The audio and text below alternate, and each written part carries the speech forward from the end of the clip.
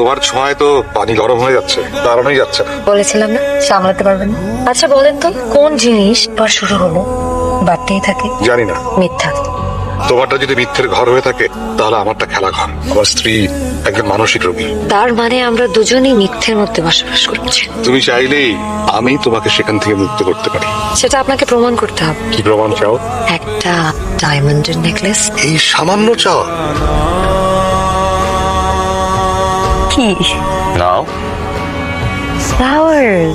Smells good. আচ্ছা এই লোকটাকে কোন লোকটা?